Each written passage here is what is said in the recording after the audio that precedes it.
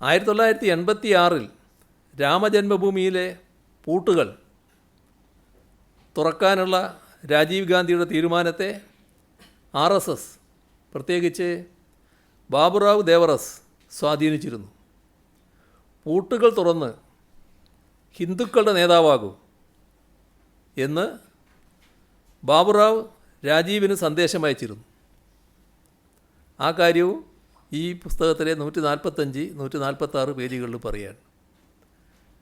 ഇതൊക്കെയാണ് പുസ്തകത്തിൽ പറയുന്ന ചില കാര്യങ്ങൾ. ഞാൻ തീരട്ടെ ധൃതിപ്പെടല്ല.